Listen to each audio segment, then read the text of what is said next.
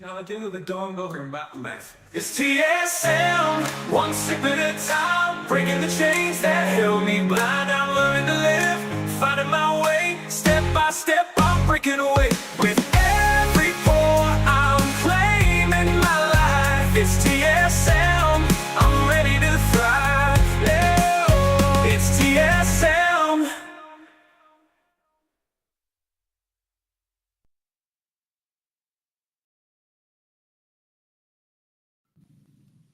All right. Hello. Welcome, everybody. I just found this random person on the internet and I figured I would have him come join me.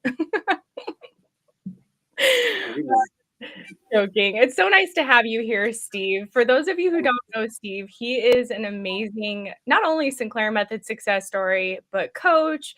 You work in hypnotherapy. You've done some guided meditation or hypnotherapy sessions for people on TSM.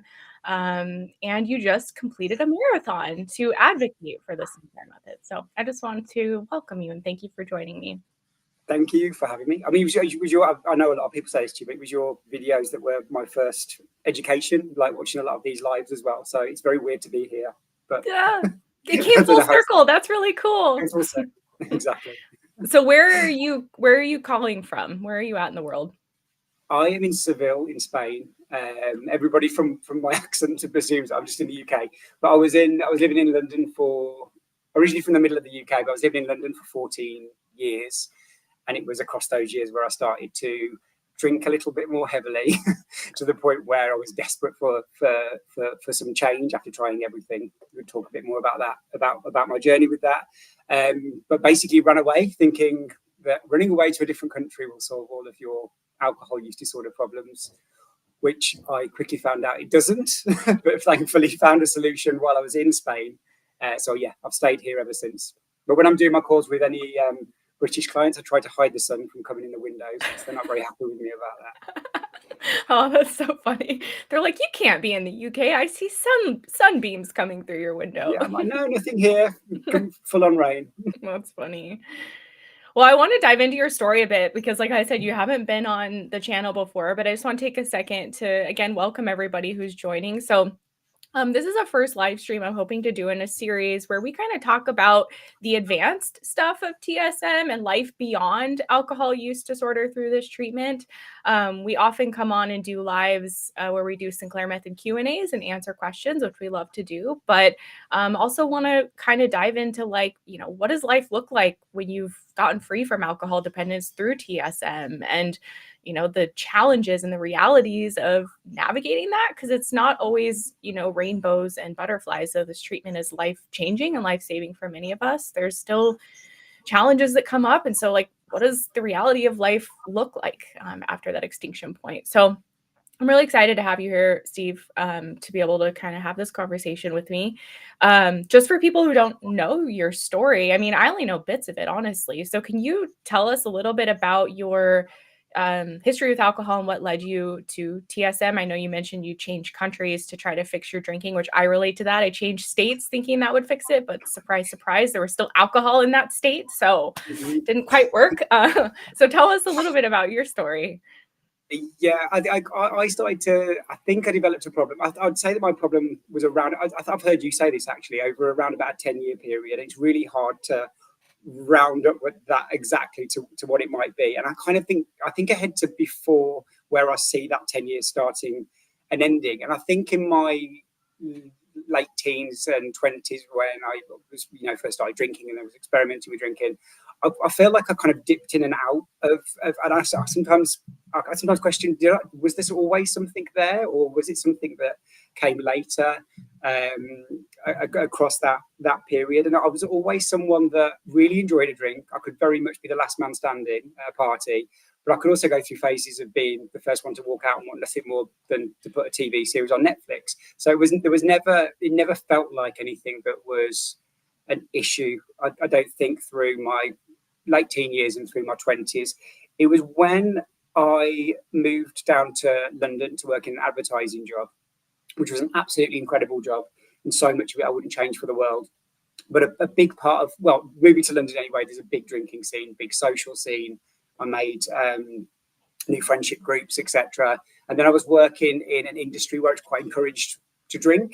And I was working in a role where I would be the entertainer. I'd take clients out for dinners, drinks, literally every 20-something's dream. I had this credit card to go out and buy all the cocktails, buy all the swanky dinners, etc. And it was an amazing job, an amazing company to work for. But I kind of see myself going through bumps across this 10-year period of doing that job, whereas it really resonated to me when I was hearing about alcohol use disorder, when coming this side of it, being described as a learned behaviour, because I couldn't really grasp, as I was losing control of alcohol, the idea of alcoholism within me, or calling myself an alcoholic, or that all felt very, very black and white for me. But what I could understand was, hang on, you've been drilling this into your mind weekly, sometimes daily, that alcohol means reward to you, it relaxes you, it gives you energy, it gives you escapism. And I feel more than anything that I really resonate with that learned behaviour, because I was going out week in, week out, having my social life on the side, maybe going on boozy dates as well in the middle of it, but then having it as part of my job. And it just got more and more out of control. And there were periods where I'd drink a lot less. I might go into a relationship, and actually this is where I think that more of a conversation should be had about it not just being this very strict alcoholism is in your head when you're born, and things get extracted away from that will always come back and bite you somewhere. I feel like there were stages before this 10-year period, and even during this 10-year period, where I really reined it in, and circumstances could have pulled me away from any problems, if that makes sense. Yeah. But I just think that the way life was falling for me, I came out of a relationship. I became a little bit more successful at work, and more people wanted to go out with me, and I wanted to say yes because they were my clients, kind of thing. And threw myself into different social groups at the wrong time. Then COVID hit, so I was like, okay, once this was spiraling out of control, COVID hit, and I'm sure so many people that I speak to, I'm sure you're the same, always kind of pinpoint COVID as this was a game changer for me. Yeah. Which initially COVID was a relief for me. I knew how control I was, and I was like, and I lived on my own. I was like, the world can just keep away from me. I don't care about drinking now. Again, that crept up. But just to go back a little bit, I was trying everything possible to get my relationship with alcohol in control, all the therapies in the world. And again, going back to what we're told, I was told there's something in you that you're really struggling with. There's a trauma that you need to. I was having all the different kinds of therapy that you can. I'm digging away. I'm like, when am I going to find this trauma? I was like, I'm spending a lot of money here trying to dig for a trauma. I love the visual of like digging up. Yeah. Therapy is a different therapy. And I was like, well, this is what I was told that I had to do. Linked in with, talking to doctors about it. And then you're given some support centre service in the UK. And it all felt very weak for me. Yeah. But then there was just this gap of, this is kind of techniques that I can see can work for some people, but I'm beyond that. But I'm not at this deep, you've hit rock bottom, drinking alcohol from a bench at 8 a.m. in the morning kind of thing. And I couldn't understand how there wasn't any conversation or any treatment available for that. But I had to kind of learn the hard way. And after COVID, I tried to go back out into the entertaining world, and it just got worse. And I've been taking some Spanish classes. Ironically, one thing that I did try to do to distract myself from alcohol was do a healthy hobby, which was learn a language. So on a Tuesday night, that was definitely my non-drinking night. I was going to go to Spanish classes, but then everyone brings Spanish wine to the classes, and then there was a pub over the road that we go to. So I was like, trying to catch a break here. But that was one thing actually that did work for me in the end, because it gave me an opportunity to be like, okay, London's not working for you anymore. A lot of my best friends had met partners or started to build families or had reason to move out of London, and I just felt I was drinking then in a very lonely way, I think, because my life wasn't falling into into something that would give me responsibility. Would that have held me back from having an alcohol issue later on? I don't know. And that's kind of like I was speaking about before. So I gave up everything, my house, my job, you know, my social life there, my culture and everything. Came to Spain. I genuinely, I knew really, did I know really? It's one of those things in the back of my mind I must have known, but I just thought, Spanish people drink, I love Spain. I've started speaking a little bit of Spanish. Spanish people drink really slowly because they're so relaxed and they drink very small beers. And I'm gonna rock up that day after the flight and I'm gonna drink like that. And the 6 months, 5 or 6 months, my first 5 or 6 months in Spain, everything just came completely crashing down and I headed towards a rock bottom. It was taking away a job because I was half trying to build a new job in life coaching and hypnotherapy, but take away a routine, structure, responsibility, trying to make new friends, which you go out and have a drink with new friends. And 5 months in, I hit a rock bottom stage here. Completely out of control. It wasn't a very nice period for anybody or anybody around me. New friends here, old friends at home, my family, and I was pulled back to the UK by my family and friends who had arranged for me to go into a rehab centre. So I woke up in sunny Seville one day, thinking, well, I wasn't particularly in the best frame of mind, but thinking, you know, at least the sun's out in sunny Seville. And I woke up in very rainy Liverpool. I ended up going to bed in very rainy Liverpool in the UK in a rehab centre that evening. But yeah, I mean, it wasn't very nice for that to happen. And what wasn't nice actually was for my family and friends. They knew where my stage of drinking had got to, and they called everybody that they could for support with this. They would say to me that they even knew that a rehab break wouldn't particularly fix my problem. They knew that at the time, but they were like, there's no other options and we need to pull you away from the real world. And we need to take something from this. So please, can you go? Yeah. So I had a couple of weeks in rehab, where I was taught the AA 12-step model. I feel like I'm rambling on with my story here, so please stop me at any point. No, go ahead. I mean, I think a lot of people listening have been through rehab or AA, and just I'm curious to hear, you know, what your response was to it. Yeah,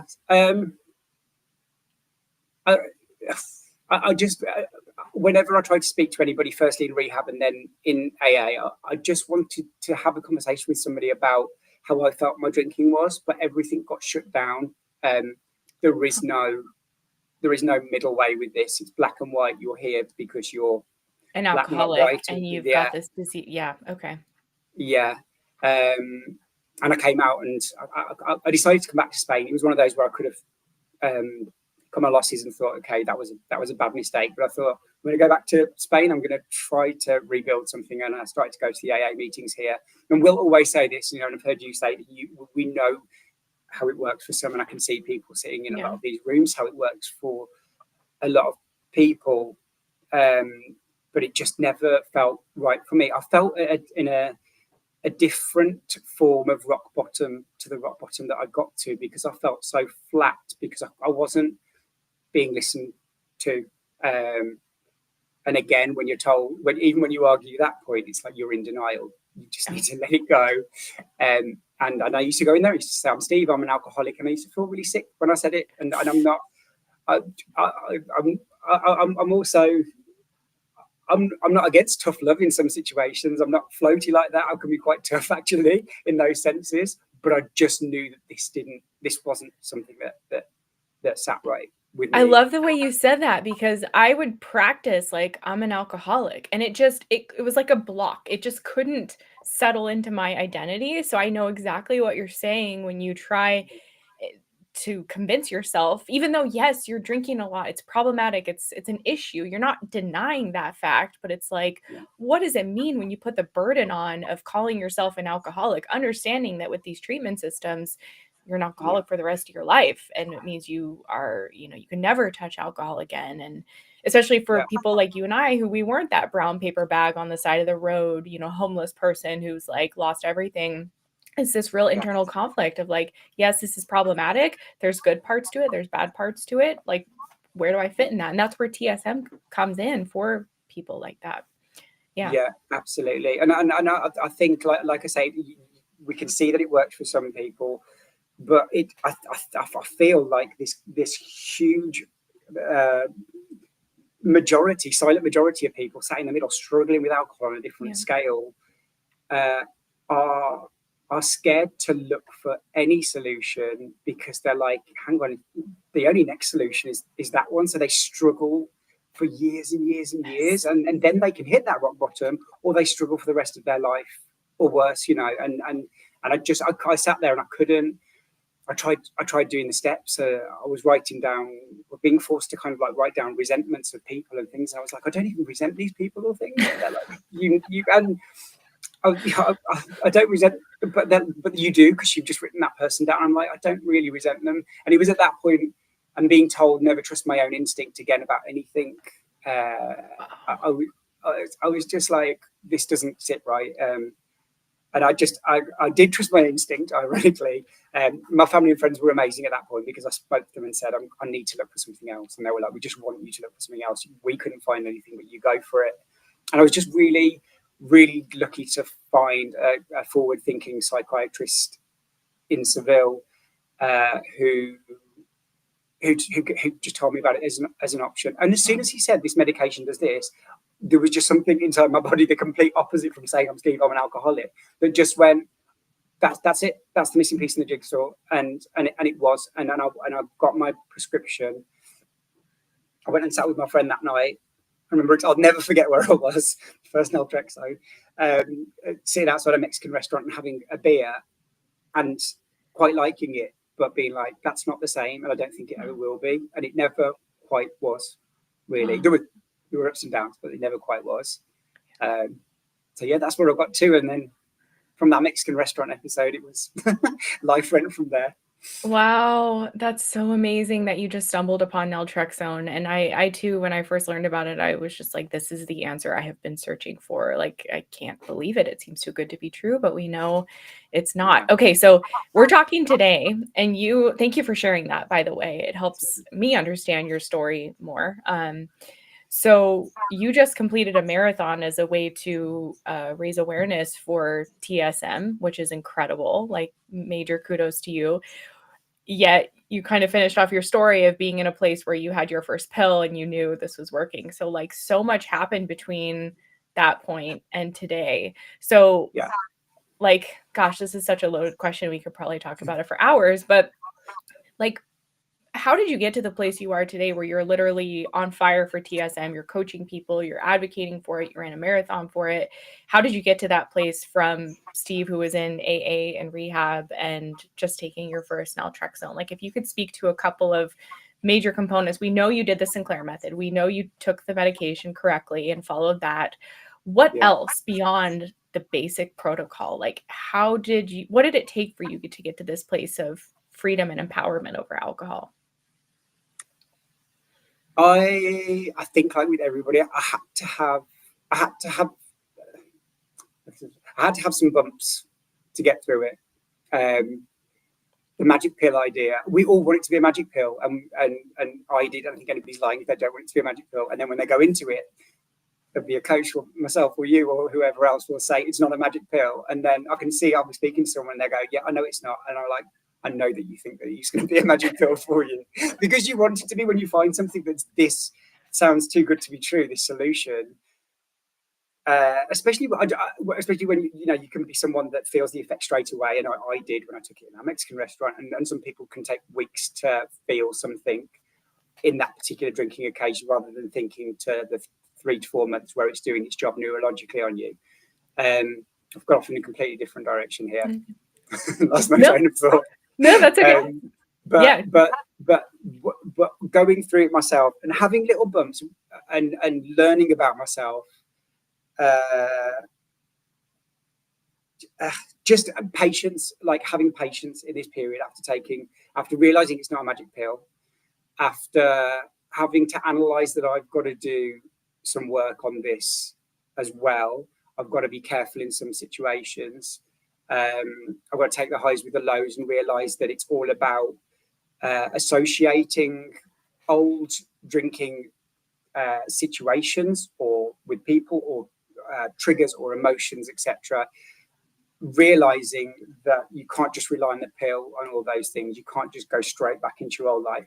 And when I say that to people, I don't say in a kind of scaremongery way of you need to really consider turning life on its head. Like with the abstinent route, it's like you can never see this person again. You can never go to this bar again or this neighborhood again or anything like that. It's not like that, but it's just really having a good deep dive at everything that you're doing that was adding to alcohol being a problem with your life. Yeah. I don't know whether I've explained that too well, but just really taking a step back, being patient with it, letting the good realizations and some errors come out at the same time. And if you keep taking the medication, analyzing those things and working on them to move forward, it will all come together at the same time. Different periods of time for different people. I always say I feel like I was a fast responder in terms of I felt medication straight away, but that doesn't mean that it was an easy journey. And it is difficult when some people haven't felt that initial reaction in 6, 7, 8, 9 up to the 12-week period. I'm like, just hold fire. You will feel something click within you, even if it is right up until that 3 to 4 month mark. But I remember, I'm not a huge fan of the word extinction, knowing it didn't work for me to think of extinction because it felt too closed off. And I found every time I tried to close that door, I was like, oh, hang on, I haven't faced that situation. So I leave the idea of extinction a little bit, not completely out, but I treat it a little bit more open. But I do remember a period, it was around the Christmas period, and I'd just been to Las Vegas. And I was like, of all the places to really test out your TSM, the TSM success is going to Las Vegas. And it wasn't so much when I was there, but when I got back, I was like, and across that Christmas period and then going back into the new year and just like looking back over that month, I was like, I was not interested in having a drink on that occasion or in that occasion or in that casino. And I did on some occasions, I didn't on others, but I was like, wow, that is a real sign of there's a TSM win, being in Las Vegas and not really wanting a drink. So yeah, sorry, that was a very long way of trying to think. It's really hard when you think back to the main bits of the process, isn't it? And try to pull out how you're feeling, because there's so many, it's a roller coaster. Yeah, it so is a roller coaster. And I don't know if you relate with this, Steve, but I just remember feeling like a few months into TSM, I'd seen some progress. I was still drinking quite a bit, but I was having like an alcohol-free day here and there and drinking less for sure, not blacking out anymore. But I just remember getting this insight that like the life I had built, that I was living currently when I was 3 months, 4 months into TSM, was built from a foundation of someone who had 10 years of alcohol use disorder. Like the people I hung out with, the things I did, the way I thought, the way I saw myself, it was all from this foundation of a daily binge drinker. And so I realized I had to, in some sense, like excavate the life I had been living and rebuild it from the ground up, because I found that if I wasn't doing that, like just for example, I was a nightly bottle of wine or 2 or more drinker. And so stressful days at work meant me drinking a bottle of wine, or the people I associated with, the top motivation was what kind of drinker are they? If they're not really drinking like I am, then I don't really want to hang out with them, like just to be honest. How I spent my free time, it was my hobby to drink. So all of these ways that my life was truly like it revolved around alcohol. And when I realized that,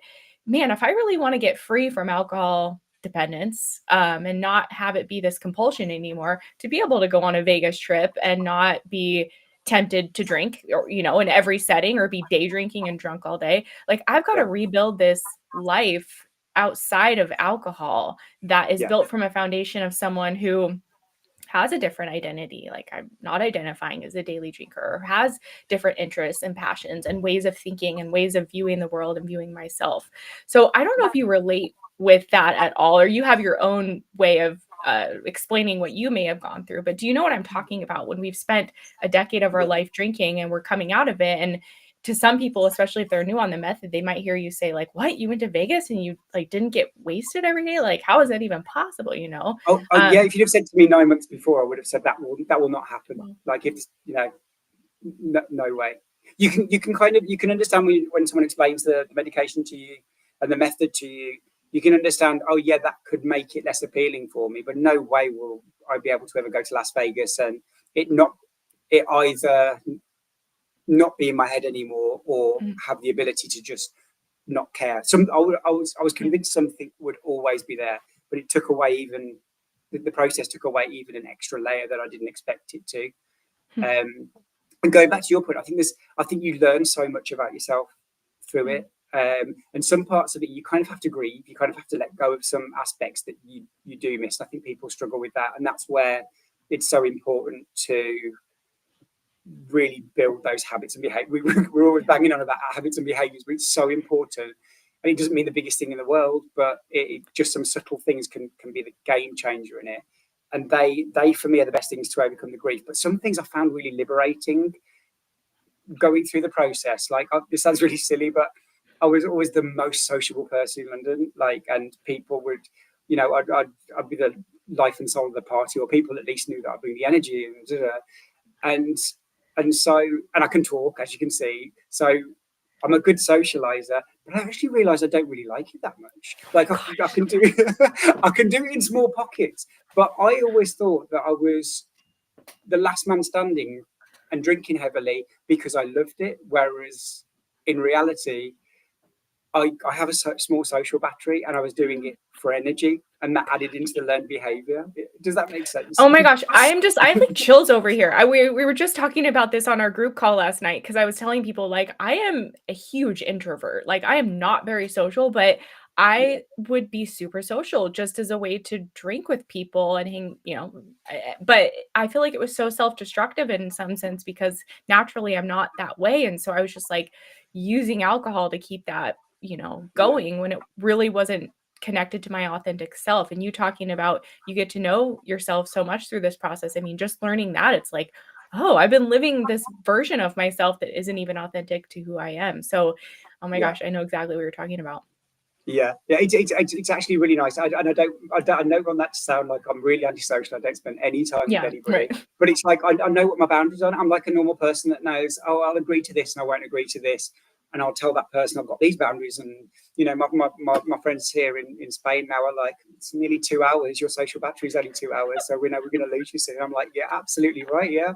But it's actually nice to have control of that, because I was. I think it linked into people pleasing as well. So like that builds in. You're a people pleaser? A little. I was. You're overcoming it. Yeah, overcoming people pleasing now. But yeah, that came into it because then you keep drinking because you feel like you should be enjoying a social occasion, and then in your mind you're like, well, I do enjoy social occasions because I'm always the last man standing, so I obviously enjoy it. And then people expect you to be the life and soul of the party and expect you to be there all the time, so an element of people pleasing comes in. And I don't, just a whole mishmash of that across my years in London all comes to play.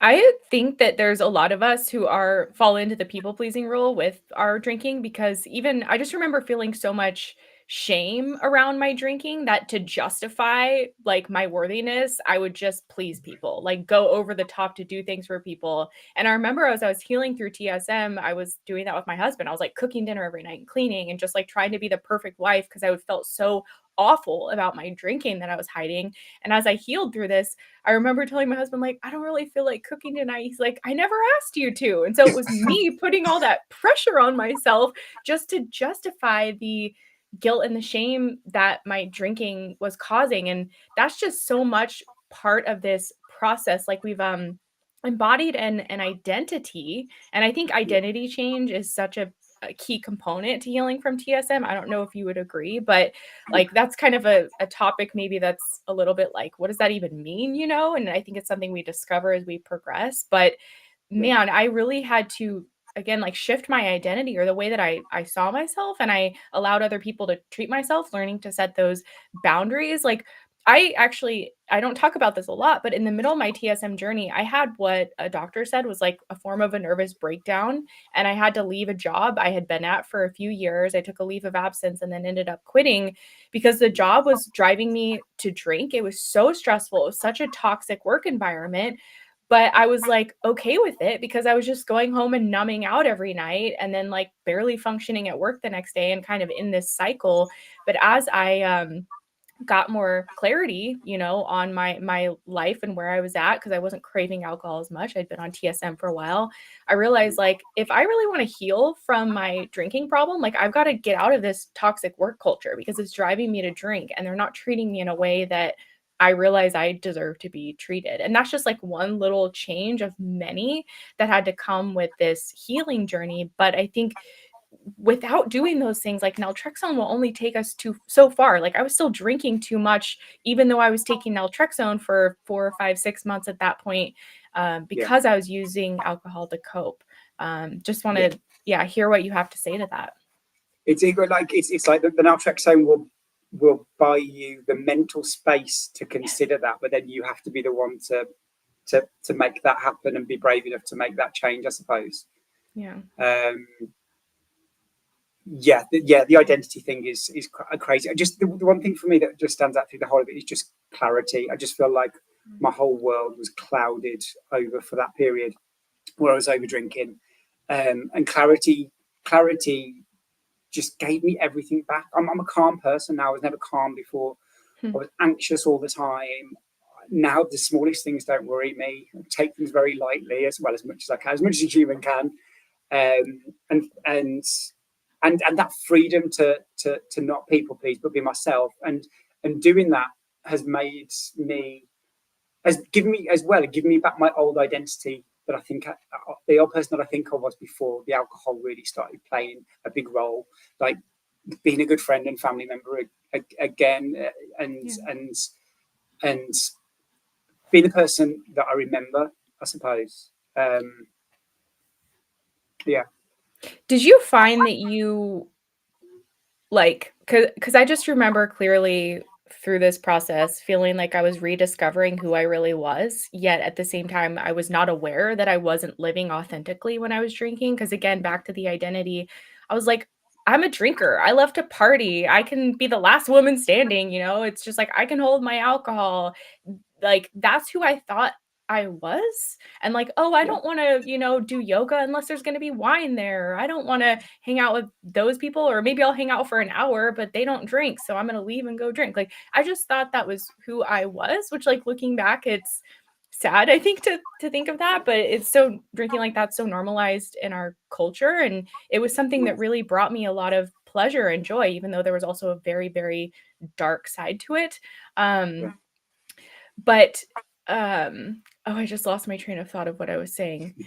But yeah, so like reclaiming this identity, this authentic version of myself that I didn't even realize I wasn't living out. And that became such a part of this process of realizing like, oh, I'm connecting with who I am like on a heart and soul level. Like I feel like I can trust myself again. I know my genuine wants and desires. I know when I need to set boundaries and not people please. And it's just been this process. I mean, even up until today of that work. But it was amazing to me to realize that like I wasn't really living my authentic life and my authentic self, even though I didn't even realize that when I was in the thick of my AUD. Is that anything you can relate to? Yeah, I think things like I'm not a psychologist, but I'd see areas of like self-worthiness come into play with that. It's almost like when we're stuck in that mold of drinking too much, our self-worth becomes really, really low. So you don't feel worthy enough to be your authentic self, like you were saying. And then when you come through the other side of TSM and you've gained back control of something that you're told is impossible and that you won't get a grip on ever, on a Friday night, I'll have a beer here with my friends normally. Not always, but as my most regular drinking routine, I have a couple of beers, and I'm like, I get quite emotional because even now I took back control of something that I was told I'd never have. And when you start to you start to like yourself when you've done that, when something that big has happened, and when you start to like yourself,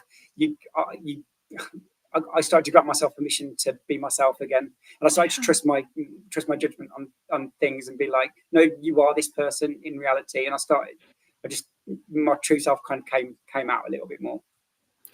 From being able to trust yourself, like that is something that was also huge, because when we have AUD, even though we don't necessarily intend to be, we are often so out of integrity and that with ourselves, and we just the trust we have in ourselves just, I think, like falls away a bit, because we're like, okay, I'm not going to drink today. And then we drink today. Okay, I'm only going to have 2 drinks. And then we have 10 drinks. Or I'm not going to drunk dial that person. And then we drunk dial that person. Like so many times we're just chipping away at our promises that we make to ourselves and this integrity we want to have with ourselves. And we don't mean to do it. It's like the, parasite of alcohol use disorder that takes over. But man, I think that just takes away the self-worth that we have. And so when we start, like you were saying, and when we start TSM, like we're starting from that very vulnerable place, whether we're aware of it or not. And I think a lot of people can start, maybe you see this as you coach people, they're so enthusiastic, like, oh my gosh, this pill, like, yes. And maybe they're an early responder like you, like, oh my gosh, I finally found the answer I'm looking for. But then reality sets in like a month or 2 later, and the work becomes apparent. People in our program, I hear this all the time. They're like, okay, now I realize like the work that has to be done. And understandably, there can be a point of discouragement that comes at that point, because it's not just a magic pill, like you were saying earlier. So talking about that, like, the life you're living today where you have a couple beers on a Friday night and you're completely back in control or just effortlessly controlling your drinking. What is some of the, work that you had to do to get to this place? Like, are there a few instances that stood out for you where you're like, oh, I've got to change this about myself, or I've got to do this differently, or look at that differently, or think about that differently if I really want to become someone who like is empowered over alcohol again? Yeah, I think when I first started out, because I was a fast responder, there was not hugely, but there was a level of cockiness that was like, I got this, thanks to the medication. Yeah, I know I'll do some work in a bit. Put that to one side. But again, the cockiness kind of helped me because, like, going back to what I said before, some of the falls, some of the points where I was like, this isn't going to work for me, and I'd let myself down. I remember going here in Seville out for lunch and then lunchtime drinks, and I knew that it would be a long day of drinking, and it was too early for me to throw myself into that. Sometimes I'd be really, really good, and I'd plan something ahead, and I'd give myself limits, and I'd pull it off, and that was great. Some alcohol moderation techniques. Anything like turning up late or only drinking a certain thing or saying no at a certain point, whatever it was, all of those things do sometimes work. I do think as well, though, to not throw too much of those things into the process too early on before the medication started to get its grips on you, because a lot of people want to throw habit changing all at the same time on week 1, and they're working off the brain having learned nothing yet, just off old willpower that's always failed them. It fails them again, and then they think this process doesn't work. So again, sorry, that links in thinking about my story. I know that was a mistake that I made, trying too much or trying nothing. But yeah, I remember one day not planning ahead and just thinking I can go with this, and I knew I was trying to outdrink the pill, overdrink and drink as I used to, thinking I was completely safe, and I was completely safe. But I just remember ending up in a club that I didn't want to be in, with a sticky floor, with rubbish music, being intoxicated and having no buzz, thinking you haven't even enjoyed this, and you still overdrink and you fail this method. And I had one of those downers that everyone does when they're going through the process. And that's just one example of many. And I always tell that story when I'm speaking to clients now, because I say, like, that was one of the things that needed to happen. Like, I needed to build that new association and remember this isn't the life that you want, and this amount of drinking isn't what you want. But you need to tie in those negative parts of it, the spikes up on the drinks graphs that we see. You need the spikes up to get the spikes down. When we're looking through the drink logs across the month. So I'm not sure whether that answered your question, but just those.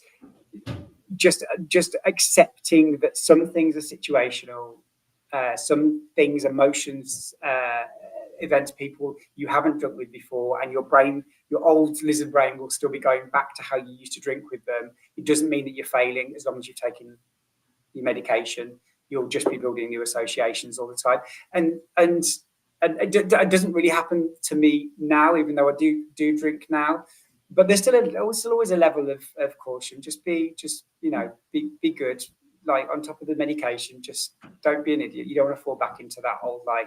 And that's not something that makes me feel like I haven't got control. I feel like I've got full control. I think it's just after years of really messing things up and over drinking. I quite like the fact that I look after myself in that way and keep an eye out for myself before I go into any drinking occasion. Yeah. And yeah, but it's I think going through it when I've really felt after Las Vegas. I remember having a glass of Baileys in Las Vegas because that was the only thing I could really stomach. I was like, really, I really have got off alcohol if I'm the only person having a glass of Baileys in Las Vegas. But after that point, where if that phase was extinction, I think that I for a while I was going into I was a bit more planned. I was like, I'll only drink twice a week, and I know what those occasions are going to be, and those are my boundaries. And I've got to a point now where I don't have to have those boundaries, and that feels really nice as well. I can be more spontaneous with something and not have a plan tonight, and then someone be inviting me, and I'm like, yeah, I'm fine with that because I know that it won't get me into any trouble. I feel safe, and I never felt safe for years. I didn't realise I didn't feel safe because as soon as I had my first pint, I felt safe anyway, but I didn't really feel safe. Oh my gosh, that's so true. That's so true. The comfort of the alcohol, right? That we feel, but then that moment when you wake up that next day and you're like trying to piece together the night before, like looking back now, like no alcohol buzz is ever worth that. But in the time, we justify it so easily because our brain is wired to crave it, like on a survival level, a very primitive level. That's one of the great things about naltrexone. It became like my insurance policy where it's like, I know I'm going to go out tonight and drink and have 2, maybe 3 drinks, and I'm not going to drink more. Like that was the best feeling to, again, back to being able to trust myself again.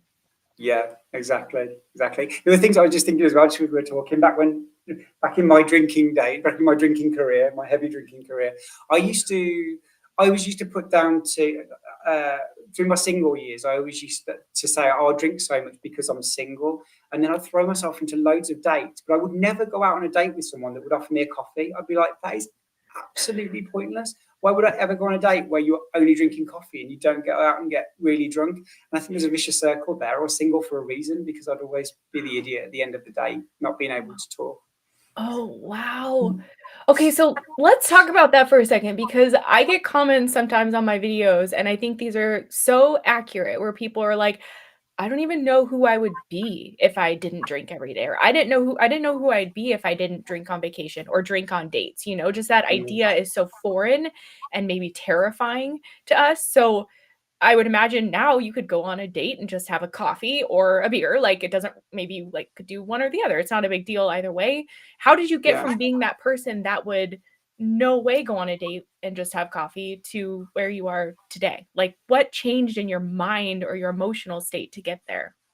I think it just ties in. There's nothing specific I can think of, but it just ties in with that confidence and that relief that comes from gaining control back and all the things, the clarity, liking yourself again.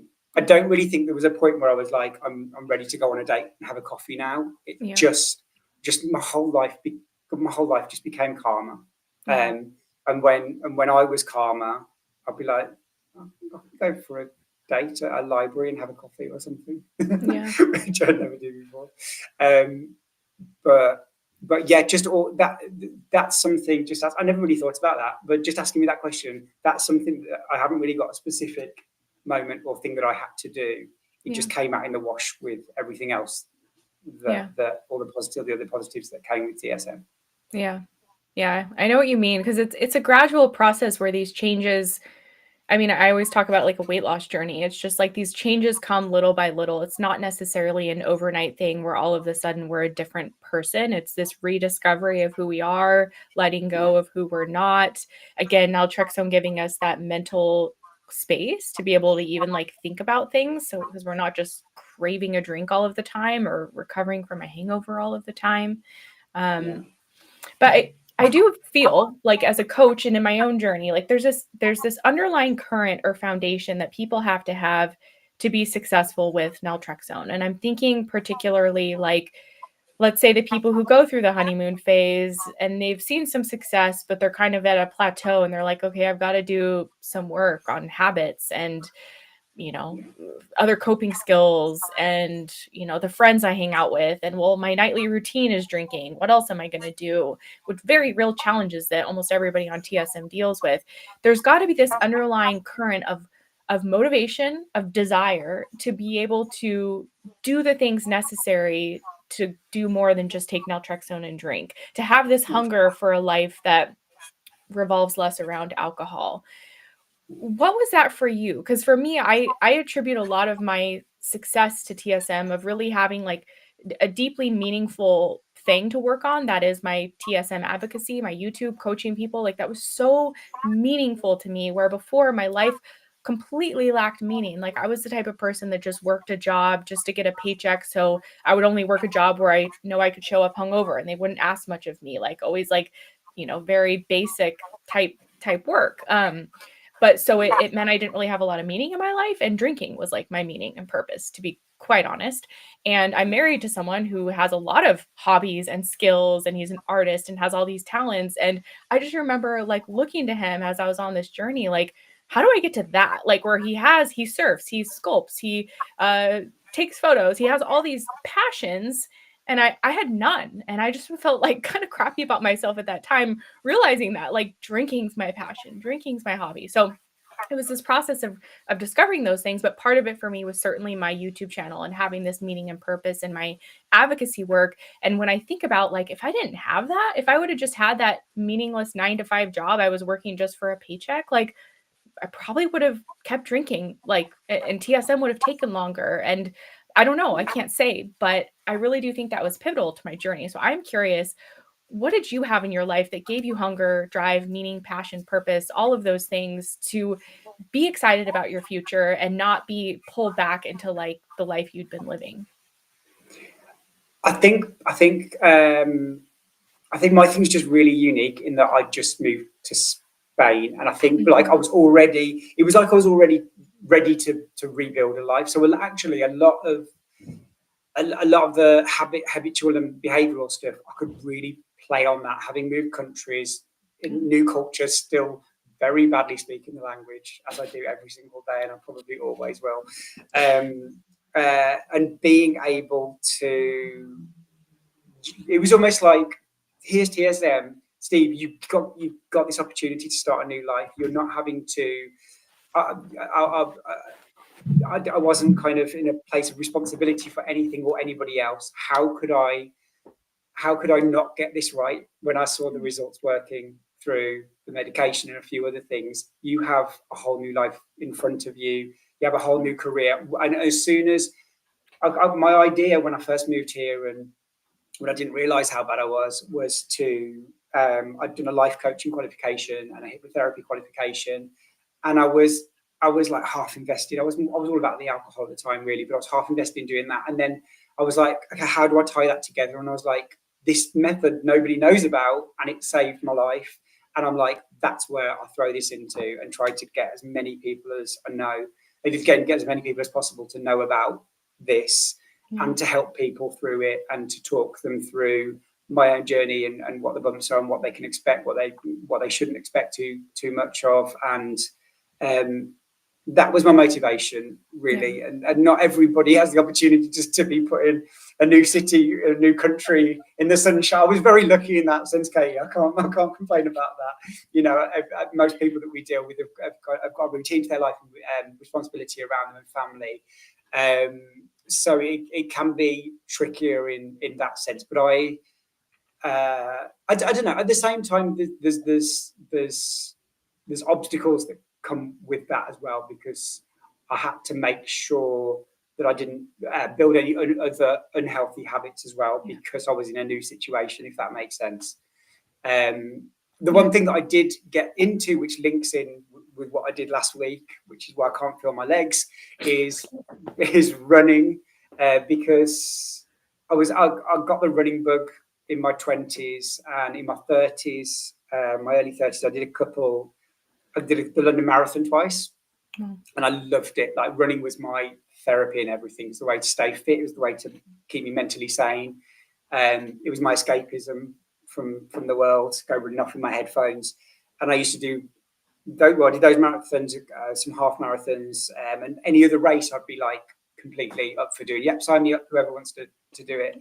And then across those years, I didn't stop running, but I didn't sign up for anything else. I was saying no to things and I wasn't like looking at any events, even half marathons, because I just knew that I'd be hungover, like on the weekends. I knew that I couldn't trust myself to do the training, not just on the day, but the discipline that you need it before.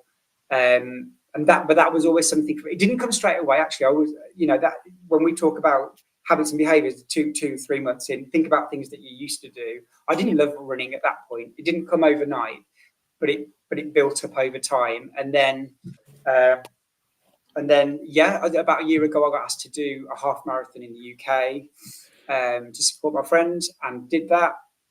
And I finished it, and I was like, "Oh, I've got the running bug back." And I decided to do the marathon here in Seville, which was last week, to raise awareness for Option Save Lives. So that was a big. It was my way of saying thank you to TSM, doing it in the city that rebuilt me. So saying thank you to the city.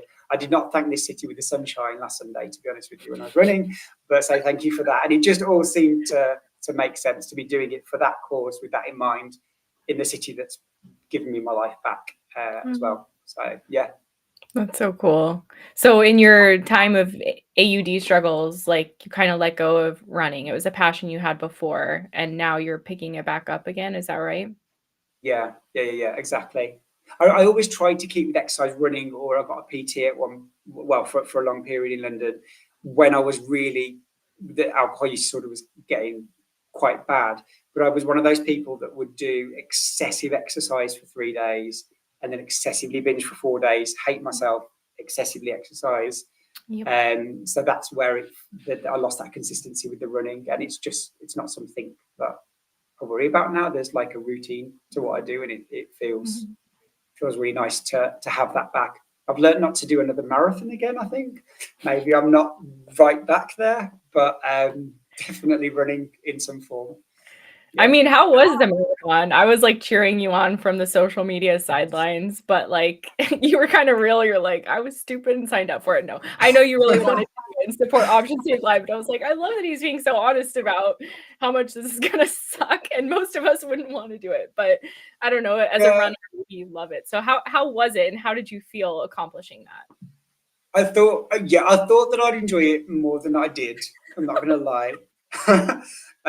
Because the London ones, I mean, it was 12, 14 years ago. So my body's changed. I put my liver through a lot across those years. So I knew it wouldn't be as easy. My training, I knew that my training wasn't up there, but it sounds really silly, but I got the running bug in the UK.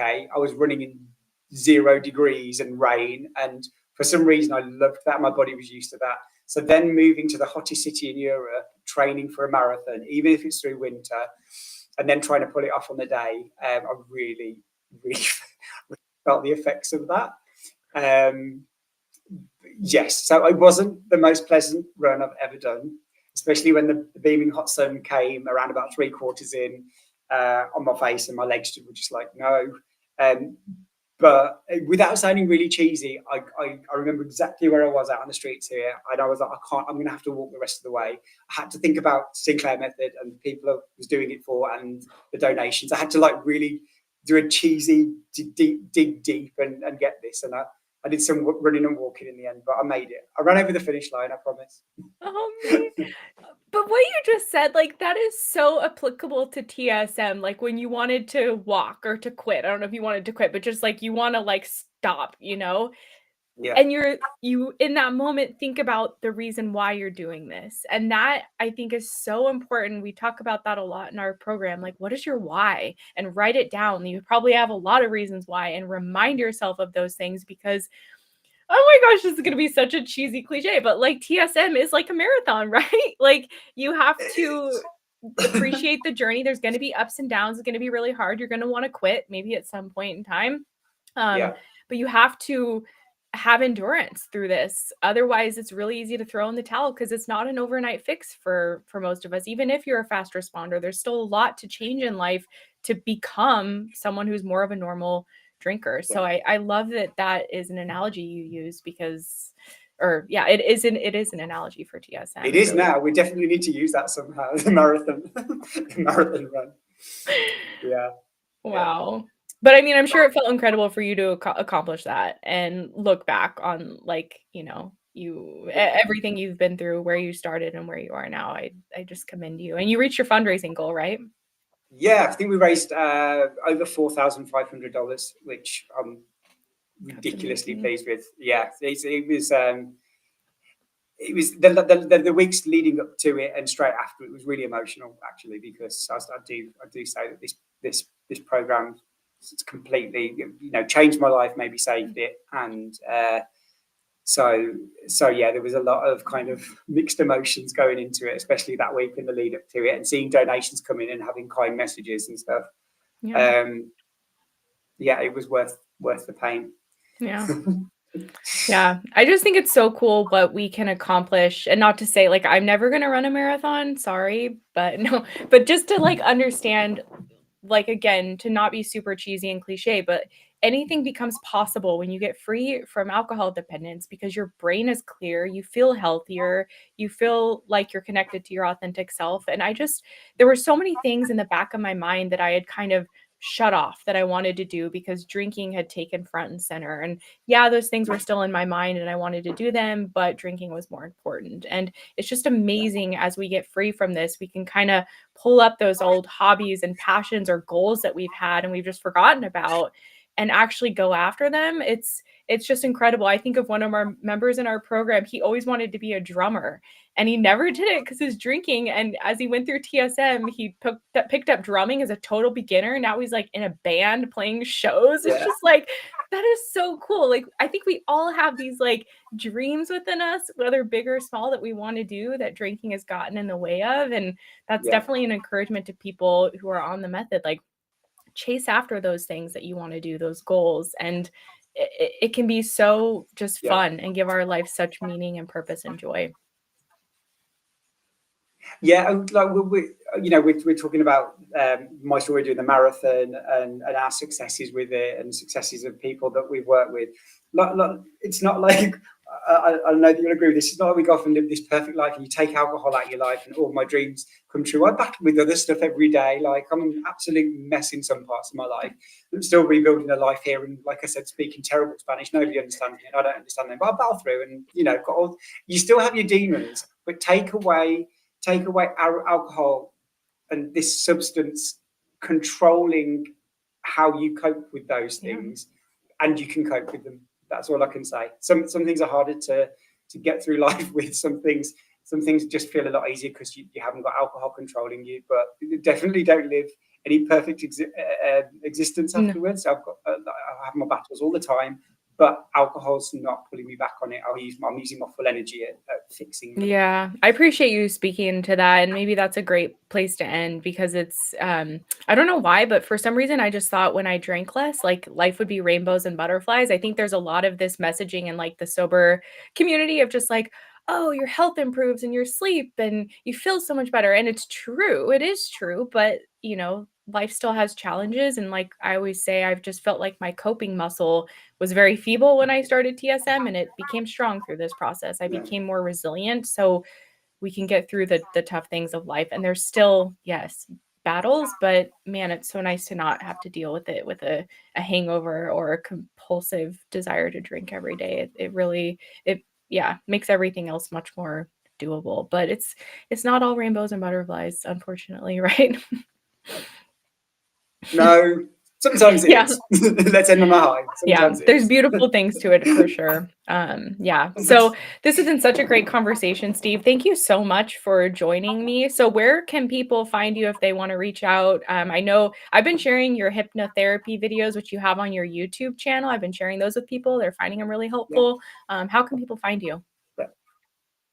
Yeah, best thing, I kind of separate it, to be honest with you, but a lot of my Sinclair Method content is my Instagram or Facebook or TikTok, Steve Rowe Therapy. And also I do have a sleep hypnosis channel, which you can find on YouTube or Spotify or Apple or Amazon, which again is Steve Rowe Hypnotherapy. But and there are a couple of TSM recordings in there as well. One I did quite recently, just before the marathon. So yeah, those are the two kind of like Very cool. different places you can find me for more I information. want to say like the hypnotherapy, because if people haven't used that before, like I swear my brain has changed by listening to guided meditations or hypnotherapy or whatever, that it does something. Like, I don't know, you're certified in it, so you could probably speak more clearly to what it does, but it really does something to change the brain and our unconscious patterns. And so especially if you're struggling on TSM, check out some of the guided hypnotherapies you have on that. I mean, that could really be helpful. Yeah. It was I got interested in hypnotherapy after trying it to resolve my alcohol use disorder some years ago, and it didn't fix it, but I could just see the benefits in it, and it really inspired me to go and do a qualification while I was trying to figure out what I was going to do next. And now I don't work with people that aren't using TSM alongside it, because I don't think of it as the be all and end all, and I feel like it's a bit of a broken promise. But when you're with TSM, when you're using naltrexone to work on the neurological side, if you're then working on habits and behaviors and you need some subconscious support, I feel like it's the perfect combination. So that's where I would work with people on that and do audios or whatever else. Yeah, I think you're doing. Yeah, it's a really useful tool. You're doing a custom audio, I think, for someone in our program, right? Like I think. Yeah, there's a few Amazing. people. Yeah, who got in touch since she shared. That's very cool. So yeah. Well, wow. Thank you so much for your work. Yeah, hopefully people can find you. And thanks so much to everyone who joined us and who's watching the replay. Hope you guys enjoyed this conversation.